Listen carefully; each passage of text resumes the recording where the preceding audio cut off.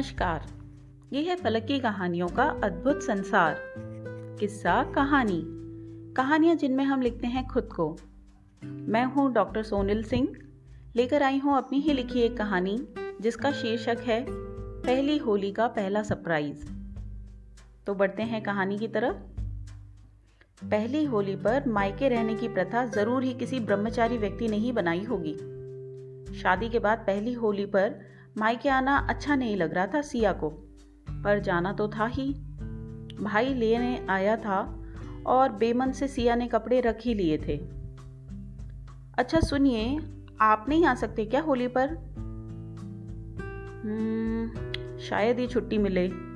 कोशिश करूंगा, निकल पाया तो बताऊंगा। तुम बहुत मजे करना लेकिन अपने मायके में। बहुत दिनों बाद मायके जा रही हो, वो भी इतने सारे दिनों के लिए।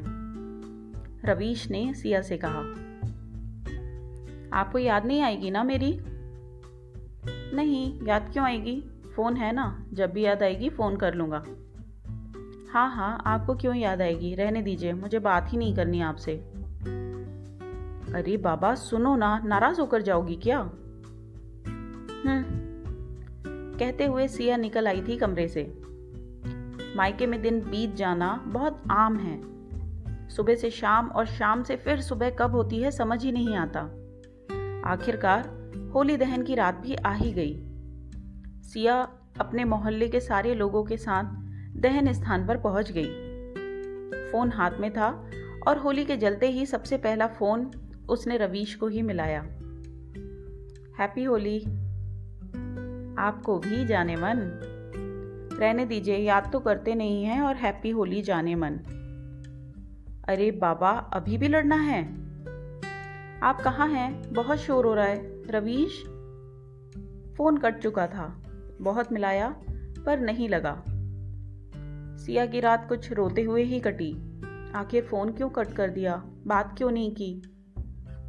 सोचते सोचते कब नींद लगी पता ही नहीं लगा।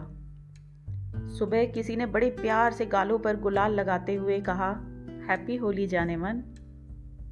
रवीश, आप? मैं कोई सपना तो नहीं देख रही ना? पहली होली का पहला सरप्राइज देने तो आना ही था ना अपनी जाने मन को। सच्ची? मुच्ची। Love you Ravish. Love you too जाने मन।